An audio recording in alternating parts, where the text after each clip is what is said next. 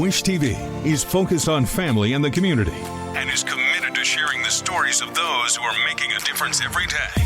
From the All Indiana Podcast Network and Wish TV, this is Behind the Eight Podcast with Wish TV's George Mallet. Welcome to Behind the Eight. I'm George Mallet. In a moment, we'll talk with Ray Brune, the senior executive producer of news and programming here at Wish TV 8, a man who has garnered multiple Emmy Awards in a career of major market and network television assignments. Stick around for Behind the Eight and Ray Brune. Your day moves fast. Your news should too. That's why there's a new and improved Wish TV app bringing you more local news, breaking alerts, live streaming, weather forecasts, radar, and Indiana sports all in one place. Customize your news feed to see the stories that matter most to you and get the information you need when you need it. Download the new and improved Wish TV app today on iOS or Android and take News 8 with you everywhere. He is the senior executive producer for news and programming here at Wish TV 8. I am joined by Ray Brune. Ray, thanks for joining me today. No problem. How you doing? Good. I want to talk to you, first of all, about your history, because your resume is amazing. A friend of mine recently got promoted to the morning anchor job in Milwaukee, and we've had some conversations back and forth. He asked me about working with Ray Brune, and he talked about in this new position he was going to try and channel the spirit of Ray Brune. I'm paraphrasing here, right. And what you did at KTLA, because you were the architect of arguably the most successful local morning show America's ever seen at KTLA. What was that experience like? To be completely honest, it was very much an accident. It just happened. And the great thing for me was I took notes, and I watched how it happened, and I then went to other stations and networks and elsewhere and just repeated what I learned and the steps that happened in this show. The show is very much personality driven. It's all about the hosts. People watch for them first, then they watch for the news and the traffic and weather and all that stuff. And I just followed all the steps that we did, creating signature segments. Like we had our helicopter peek into the 65th floor of a high-rise to see what the office workers were doing at that time, and we try to speak to people on the screen and have them wave at us and stuff. And that's a signature segment that you can only see on Channel 5. So it was creating signature segments. It was curating the content to make sure that we don't run every shooting and fire, but we run the stuff that people are talking about and people are interested in. And it's become an art form. So that was really different. I mean, like the thing with the helicopter, that's completely different than anything anybody was doing previously. Did you encounter any pushback when you started to do that stuff? No, at KTLA, not at all. I mean, other places, yes. After KTLA, I was hired at GMA Sunday to do the same thing there. Mm-hmm. And it was nothing but kickback there. GMA, Good Morning America Sunday. Right. Network. Right. It was, I had Bill Ritter, who was an amazing host. I had a female host who didn't have much of a personality, so it was very difficult to create a personality out of her. Plus, every day after the show, I'd get a call. These are ABC News correspondents. You can't have them sitting on the kitchen counter. It's like, well, I'm doing what I would do if, with any kind of personality-driven show, and you got to do that. And there were points when I would walk into the building, and I could feel the energy that people were looking and seeing that we were doing something different and trying something different. And ultimately, it failed because they wouldn't let me succeed. You've used that expression several times, personality-driven. What you do is really incumbent on you getting dynamic talent, correct? It's finding dynamic talent and then developing them further, because you can find a lot of talent, but if they're not willing, if they have if they're comfortable in their ways and they don't want to go the next step and try something new, you're not going to make it happen. So you got to find the people who are willing to take the risks, and it's all about taking risks on the air. You got to get out of your comfort zone, which is very cliche to say, but it's true, and you got to take the next risk and the next risk. And you got to make sure that your bosses and their bosses are okay with you taking these risks, because I can't do something unless I get the support of everyone above me. Right. You know, I mean, I go out I spend most of my time in the studio pushing the guys and anchors, telling them, okay, now try this, now do this, now let's try this. And, you know, they want to feel comfortable and they want to feel safe and they want to know that I have their back. And so the bottom line is we do a show every day and not everything's going to work. Sometimes it's going to be awful. I've had awful shows on the air. But we've grown from that and we've learned from that. And now, you know, most of the hosts I work with can handle anything because we've had the failures and they're not scared of it anymore. Now they know that when something fails, they make a joke out of it, they move on to the next thing. And you've taken this same philosophy and brought it here to Wish TV 8, and in particular, putting together All Indiana. How much fun has that been for you to work with us working in a smaller Midwest market? It's identical. It doesn't matter. I mean, you know, how many people are watching, whether it's a network, national show, or a local show. It's all about, for me, the personalities and bringing to life, you know, the stuff that we're talking about. I think Alexis and Randall and you and Ashley and so many other people who have been on the show are amazing, and they're willing to try everything we can to move forward.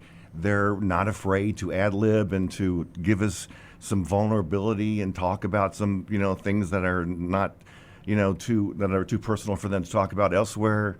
And that's what it's all about. I mean, viewers know the names of their dogs and the names of their husbands and wives and all that stuff because they're just like their best friends on TV. Well, so we've talked specific names here. Let's drop some other names. I want to get your reaction and maybe some stories.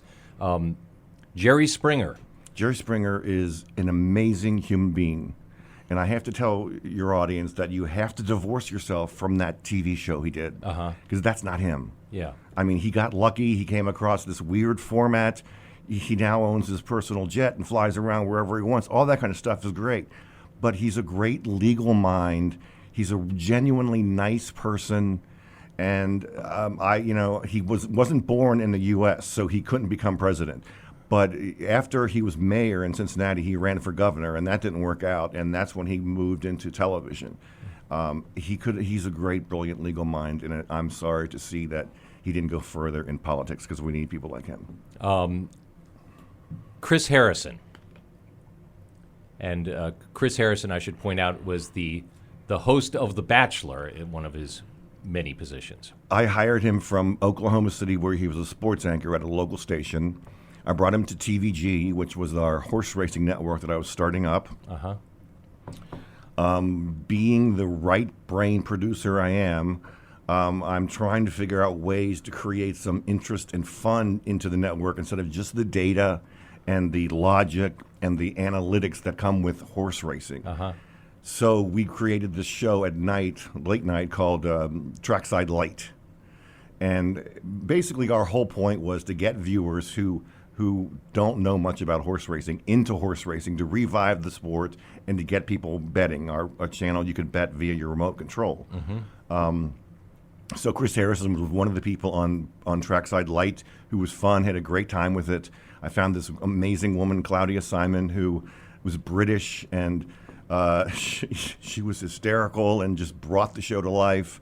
Todd Schrupp did an amazing job as well. All right, I'm going to continue dropping names. Ty Treadway. Tell me about Ty Treadway. Ty Treadway is amazing. He's great. I remember when I was working with Merv Griffin, we were looking for a host for Merv Griffin's Crosswords. And Ty's agent, who I knew very well, called me up. And this is one of the few times an agent has actually called me up to push one talent. Normally they call up and say, okay, we got this person and this person and this person, and they're not pushing one person. Whoever we want, you'll take. Yeah. But he was like, Ty is great. This is his gig. He can do it. Blah blah blah. And I introduced him to Merv, and he was ultimately hired for the job. When I ended up in Dallas for a year, I found out that Ty was living there because that was his hometown, and so I put him on the air there. And so he was doing a morning show exactly as I dreamed of him doing. It was like a dream job for him and a dream job for me because I didn't have to do anything. He just knew exactly how to run that kind of show. You keep being self-deprecating, talking about how you didn't really do anything. It was dumb luck. But I can see that you've got that sort of intangible Midwest work ethic. You're from Cincinnati originally. Yep. And I've seen a lot of Midwesterners, whether we're talking about Orson Welles or Ray Brune, who are very successful in the big time. Is that a real thing, that Midwestern work ethic, Midwestern creativity? I think it's more of what you buy into. Mm-hmm. I mean, I lived in Los Angeles for 20-something years, and people just bought into all the publicity, and they bought into all the stuff that they're so amazing, they're so great, and this and that. And I've never bought into that for myself. I've won 4 Emmys, but the fact is, none of the greatest stuff I've ever produced was even nominated for an Emmy, much less won. So the stuff I won for, I'm very grateful, but it wasn't my best stuff. So I don't buy into all that. I have very little ego.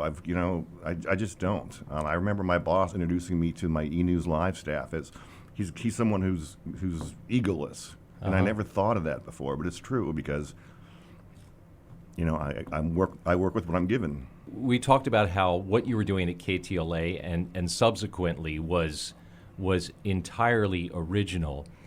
It must be gratifying for you to now see some of your ideas as more of the industry standard. We're all doing more of what you were doing when you started at KTLA. Well, I truly believe that in this day and age, with all this digital technology and every station has access to the exact same stories. It used to be we all had our own little stories, and where'd they get that? Now, because of the internet, we all have access to the same stories. So the one thing that differentiates us, Wish TV, from any other station in this market is the personalities.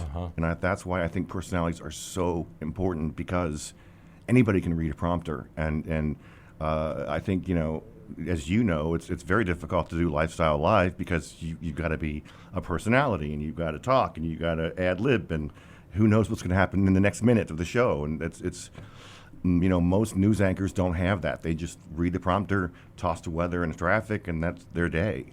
And that's arguably not the way things are going to be done going forward at all. Not going forward. Your newscast now has to travel to all those digital platforms, and that means it has to be accessible where viewers are coming to get the show, whether it's on Roku, whether it's on Apple TV, wherever. So your show has to be not only accessible, but something that they're going to want to watch on one of those platforms as well as off air.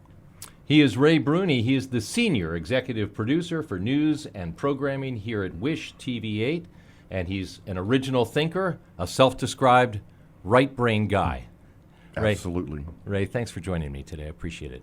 Thank you. I really appreciate it. My thanks again to Ray Brune, a busy man who took the time to join us here for Behind the Eight. I'm George Mallet. Thank you for joining us for Behind the Eight. Subscribe to this and other podcasts on the All Indiana Podcast Network.